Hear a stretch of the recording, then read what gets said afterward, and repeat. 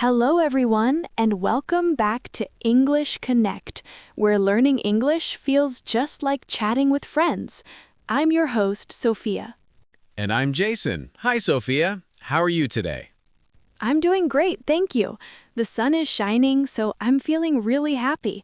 How about you? I'm wonderful too, Sophia. It's a beautiful day, isn't it? Perfect for talking about English.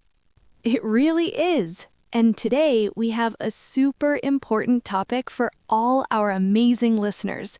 We're going to talk about daily conversations you need to know. That's right. These are short, easy phrases you can use every day. They're the words and sentences that help you talk to people, buy things, and live your daily life in English, especially important for beginners. Absolutely. Before we begin, here's a quick reminder. Please like this video, share it with your friends, and subscribe to English Connect if you haven't already. It really helps us. Yes, please do, and don't forget to leave a comment. We love reading your thoughts. Okay, Jason, let's dive into real situations. I think we should start with the most common one, greeting people. Good choice, because this happens multiple times a day, right? Every single day. So here's what I see a lot. Students learn, hello, how are you? And I am fine, thank you. The classic textbook greeting. But then they get to an English-speaking country and everyone says, hey, how's it going? Or what's up? And they freeze. Because they never learned that. So let's break down real greetings. Okay, casual situation. You see a coworker in the morning. What do you say? You could say, hey, or morning, or hey, how's it going? And notice you don't always say the full good morning, just morning. Right. And if someone asks, how's it going? What do you say? Here are real responses. Good, thanks. Or not bad, you? Or pretty good, how about you? Or even just good, with a nod. Yes, you don't need to give a full answer. Good is perfectly fine. And here's a pro tip. Always bounce the question back. What do you mean? If someone asks, how are you, you don't just answer and stop. You say, good, thanks. How are you? Oh, yes, that's so important. Because if you just say good and stop, the conversation dies. Right. But when you bounce it back, you're showing interest. You're keeping the conversation alive. Okay, here's another situation that comes up all the time. Small talk. Ah, yes, the art of small talk. This is when you're making casual conversation with someone, maybe waiting in line, or in an elevator, or at a party. Small talk is tricky because it feels pointless to a lot of people. Like, why are we talking about the weather? Right, in some cultures, small talk seems fake or unnecessary. But in English-speaking cultures, especially American culture, small talk is really important. It's how we show friendliness. It's like a social lubricant. It makes interactions smoother. Exactly. So what are common small talk topics? Weather is number one. Beautiful day today, isn't it? Or, can you believe this rain? Then there's weekend plans. Any plans for the weekend? Or did you do anything fun this weekend? Traffic or commute. Traffic was crazy this morning. Or, did it take you long to get here? And compliments. I love your bag. Where did you get it? Or, that's a great jacket. Compliments are great because they naturally lead to more conversation.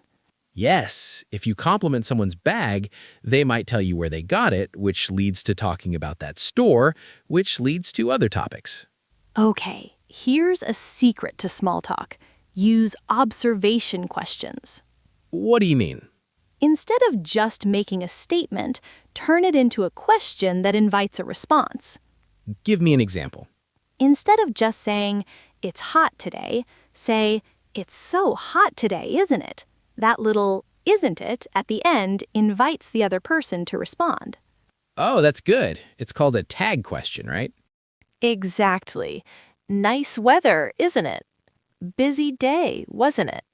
Good coffee here, don't you think? These are super useful because they turn statements into conversation starters. Okay, situation number 3. Ordering food or coffee. This is one of the most common situations, and people still find it stressful. I know, because there's pressure. There's a line of people behind you, and you need to order quickly. So let's break down the exact flow of this conversation. Okay, you walk into a coffee shop. The barista says, "Hi, what can I get for you?" Or, "What can I get started for you?" You say, "Hi, can I get a..." and then your order. "Can I get a medium latte?" Or, more casually, "I'll have a medium latte." Then they might ask, "Anything else?" or "Will that be all?" You can say, "That's it, thanks," or "That's all." Or if you want to add something, "Oh, and can I also get a muffin?" Then they'll tell you the total. That'll be $6.50. And you can just say, "Thanks," while you pay, or "Perfect, thank you." Finally, they'll say, "Your order will be ready at the end of the counter," or "We'll call your name when it's ready." And you say, "Great, thanks," or just "Thank you." See how short and simple that is? You don't need fancy language. Exactly. The key phrases are "can I get" and "I'll have" for ordering. And always say please and thank you. That's just basic politeness. Now, what if you need to make a change, like the order is wrong? Good question. You keep it polite but direct. "Excuse me, I ordered a medium, but this is a small." Or, "Sorry, I asked for no sugar in this." The key words are "excuse me" or "sorry" to get their attention politely, then state the problem clearly. And they'll almost always fix it right away. "Oh, I'm so sorry, let me make you a new one." Situation number 4, asking for help or directions. This is important because you can't always Google everything. Sometimes you just need to ask a person. Right, so how do you approach someone politely? Start with "excuse me" to get their attention, not "hey you." That's too direct. Yes, "excuse me" is key. Then you can say, "Do you know where?" or "Could you tell me where?" For example, "Excuse me, do you know where the nearest pharmacy is?" Or, "Excuse me, could you tell me how to get to the train station?" And here's a polite addition. You can soften it even more by saying, "Sorry to bother you, but do you know where?" That's very polite. Most people will be happy to help. Now, when someone gives you directions, you probably won't understand everything perfectly, right? Right, so don't be afraid to ask them to repeat or clarify. You can say, "Sorry, could you repeat that?" Or, "Which street did you say?" Or, my favorite, "So I go straight, then turn right." Repeat back what you understood so they can correct you if needed. That's smart. And always end with "Thank you so much," or "I really appreciate it." Those little thank yous make a big difference in how friendly you seem. Okay, situation number 5, ending conversations. Oh, this is tough. A lot of learners don't know how to end a conversation politely. Right, so they just kind of stand there awkwardly. Or they abruptly say goodbye and walk away, which can seem rude. So, how do you end a conversation naturally? You need a transition phrase first, something that signals, "I'm about to leave now." Like what? "Well, I should get going," or "I should let you go," or "I've got to run." Or, "I need to get back to work," or "I should probably head out." These phrases tell the other person the conversation is ending, so it's not a surprise. Then you add a closing line. "It was great talking to you," or "It was nice seeing you." If you want to see them again, you can say, "Let's catch up soon," or "We should grab coffee sometime." And finally, the actual goodbye. "Take care," or "Have a good one," or "See you later." Have a good one is super common and very casual. And if it's someone you see regularly, like a coworker, you can just say, "See you tomorrow," or "See you Monday." So the formula is signal you're leaving, add a nice closing, then say goodbye. That 3-step process makes it smooth and polite. Okay, now let's talk about something really important, how to keep conversations going. Yes, because a lot of learners can start a conversation, but then they don't know how to continue it. Right, so you exchange greetings, maybe 1 or 2 sentences, and then awkward silence. So here's the secret. Ask follow-up questions. This is the #1 skill for conversation. When someone tells you something, don't just say, "Oh, cool," and stop. Ask them more about it. For example, if someone says, "I went hiking this weekend," don't just say, "Nice," and stop. Instead, say, "Oh, cool, where did you go?" Or "How was it?" Or "Do you hike a lot?" See, you're showing interest and giving them something to respond to. Here are magic question words that keep conversations alive. Where, how, what, why. These are open-ended questions. They can't be answered with just yes or no. Exactly. If you ask, "Did you have fun?" they say yes, and the conversation stops. But if you ask, "What did you do for fun?" they have to give you a real answer, and the conversation continues. Another technique, relate it to yourself. What do you mean? If someone says they went hiking, you can say, "Oh, nice. I've always wanted to try hiking. Any recommendations for beginners?" So you're connecting their experience to your own interest. Yes, this makes the conversation feel more like a dialogue, not an interview. And it shows you're genuinely interested, which people appreciate. One more tip, listen for conversation hooks. Oh yes, this is important. When someone is talking, they'll often mention multiple topics. You can hook on to any of them. Give me an example. Okay, someone says, "I had a crazy weekend. I went to my sister's wedding in Chicago, and the weather was terrible." So many hooks there. You could ask about the wedding, about their sister, about Chicago, or about the weather. Exactly. Pick the one that interests you most and ask about it. Oh, a wedding. How was it? Or, Chicago. Have you been there before? See? One sentence can lead to 10 different conversations. This is how natural conversations flow. You're not following a script, you're just following the hooks. All right, let's recap before we move to vocabulary. Daily conversations are shorter, more casual, and messier than textbook English. For greetings, use casual phrases like, "Hey, how's it going?" and always bounce the question back. Small talk is important in English culture.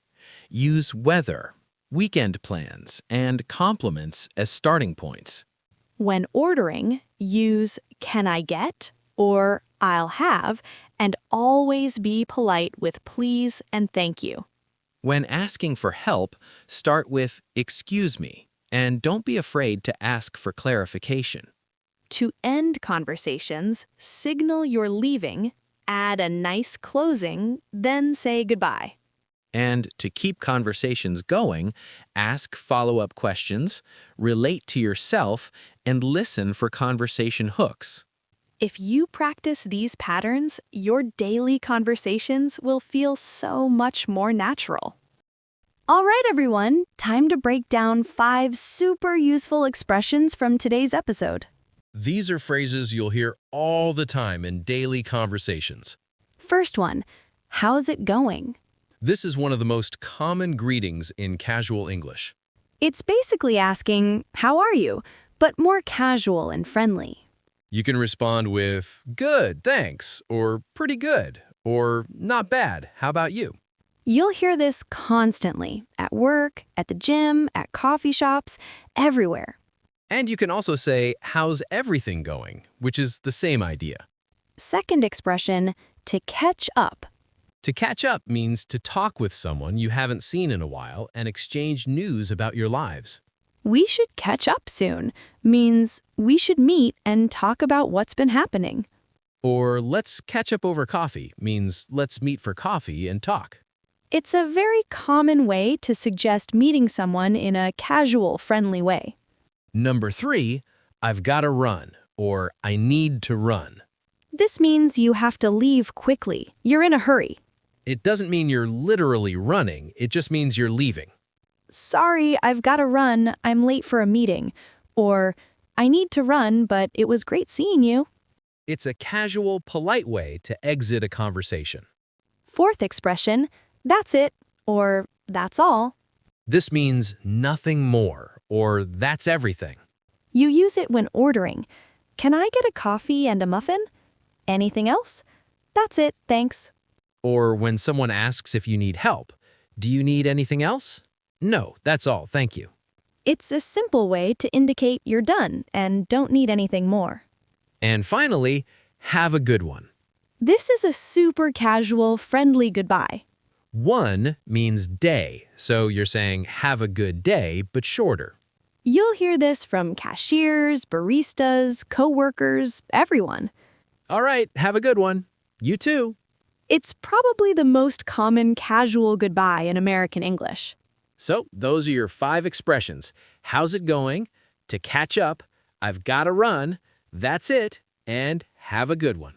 Practice these and you'll sound so much more natural in daily conversations. Okay, everyone, challenge time. This one's super practical. Yeah, this is going to directly improve your real-life English. Here's your challenge. Pick one of the 5 situations we talked about today. Greeting someone, small talk, ordering food, asking for help, or ending a conversation. Go to the comments and write out a short example conversation for that situation, like a little dialogue. For example, if you pick ordering coffee, write, barista, hi, what can I get you? Me, hi, can I get a medium latte, please? Don't make it complicated. Just write a simple, realistic conversation using the phrases we taught you today. And here's the important part. Actually practice saying it out loud. Yes, don't just write it, say it. Stand in front of a mirror and have the conversation with yourself. I know it feels silly, but this is how you build muscle memory. Your mouth needs to practice forming these phrases so that when the real situation comes, it flows naturally. And then, this week, try to use it in real life. Order a coffee, chat with a neighbor, whatever you practiced. Come back and tell us how it went. Did it feel more natural? Did the other person respond the way you expected? We love hearing these success stories. It's so motivating for everyone. And if you found this episode helpful, please share it with other English learners. Yes, especially people who are living in English-speaking countries. This is the kind of practical English they need every day. Hit that subscribe button if you haven't already. We make episodes like this every week. Episodes that teach you real English, not textbook English. English that you can actually use in your daily life, starting tomorrow. You know what I love most about daily conversations? What's that? They're opportunities. Every single day you have chances to practice, ordering coffee, greeting coworkers, chatting with neighbors. That's so true. You don't need to be in a classroom to practice these conversations. Right, your whole life becomes your practice space. And the more you do it, the more confident you become and the more natural it feels. So don't be afraid to try. Most people are friendly and patient, especially if you're polite and trying your best. Exactly. Remember, every native speaker you talk to was once learning to have conversations too. We all started somewhere. All right, everyone, thank you so much for being here today. Yes, thank you. Don't forget to do the challenge. Write your dialogue and practice it out loud. We'll be reading your comments and cheering you on. See you next week. Have a good one, everyone. See what he did there? Using what we taught today. Perfect. Bye, everyone. Goodbye.